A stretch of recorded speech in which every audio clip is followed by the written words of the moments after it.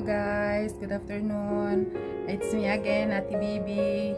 Welcome to my channel.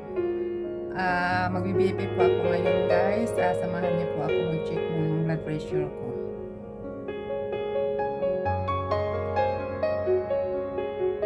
Ito po yung gamit ko pang BP. Madali lang po siya gamitin.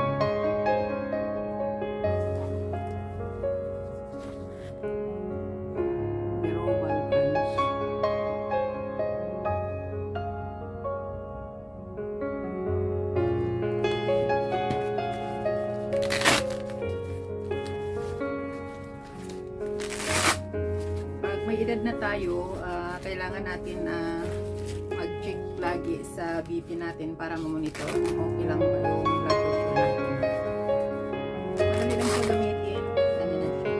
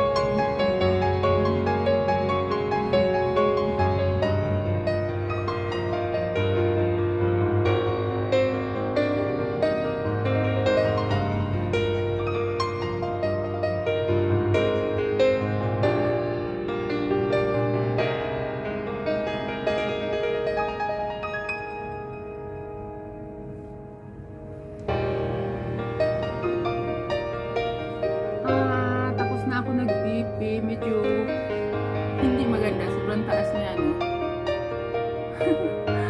149/96. Ang pulse rate is 71.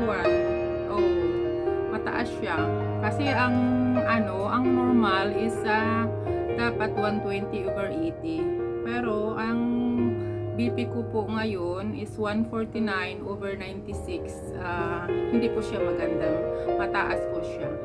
Kailangan laging i-monitor hanggat sa bababa po siya ng 120 or mas mababa kaunti. Kasi medyo scary. In my age na 57 years old, minsan hindi na stable yung BP blood pressure po natin, kaya lagi ko po siyang minomonitor.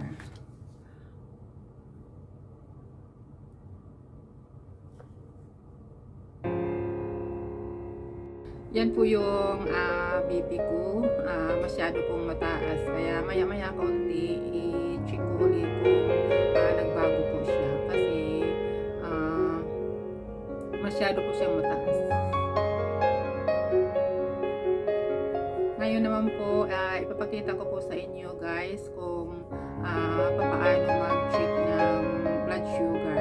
I-check ko naman po yung blood sugar ko. Samahan niyo ako guys sa pag-check ng blood sugar ko.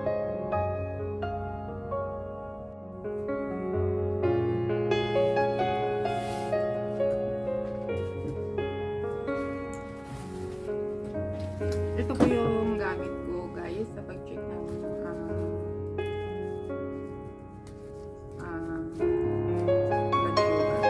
Madali lang siya.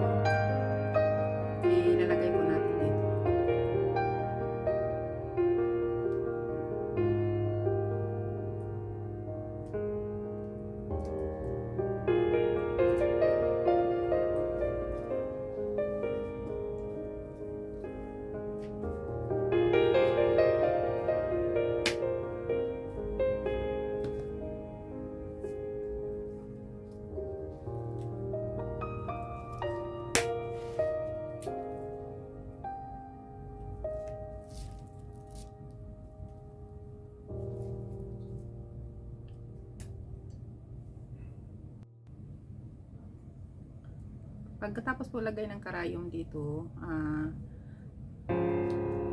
lalagyan po natin ng, linisin natin ang dulo ng daliri natin ng alcohol para malinis po siya.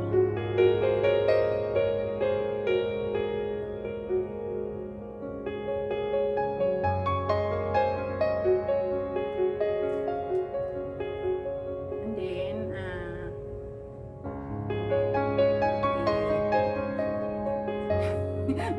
medyo masakit ito.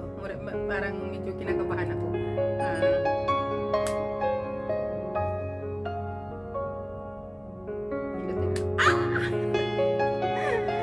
Ang sakit.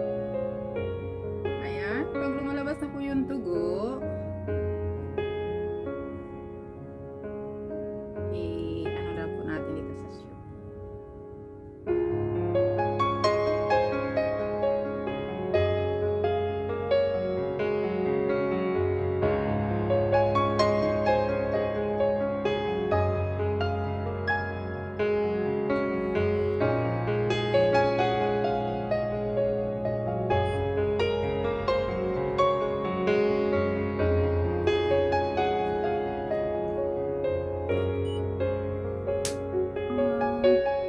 Yan, ang result ng ano ko, blood sugar is 6.3. Normal lang siya. At least sa wakas, yung blood sugar ko is normal lang. Ang medyo may kaunting problema is yung BP ko medyo mataas kaunti. Yan o, 6.3. Kaya normal lang siya. Safe po ako sa diabetic. Kasi pag may edad na tayo, kailangan talaga natin yung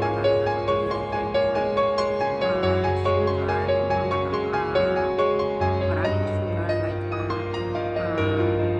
cake, chocolate, kaya kailangan i-monitor natin para maiwasan natin yung diabetes. Kasi once na magkaroon tayo ng diabetes, mahirap tayo kasi nandoon na yon sa bigyan ka ng maintenance. Katagalan, karamihan ng may mga diabetic na may mga maintenance lalo na hindi makainom ng gamot, nagka-complicated, parang nasisira yung kidney nila, kaya kailangan i-monitor para maging healthy tayo, maiwasan yung magkaroon ng problema. Ngayon, i-recheck ko uli yung BP ko. Titingnan ko kung medyo nagbago yung blood pressure ko. Kasi nakapahinga na ng konti.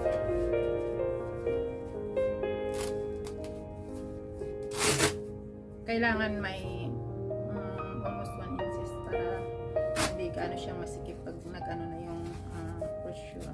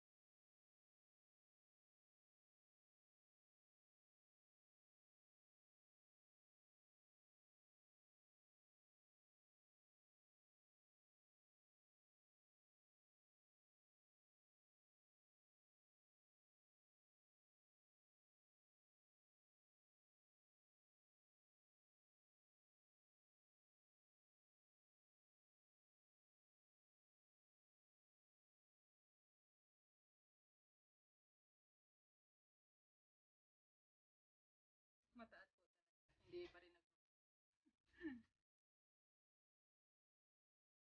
156/94 siya. Pangalawang BP ko. Bago baka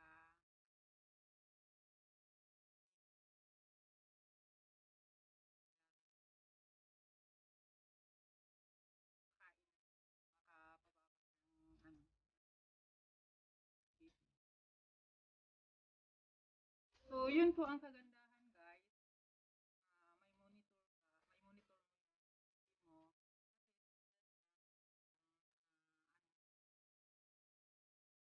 Maiwasan na kumakain ka ng mga blood pressure, like kahit malaking tulong sa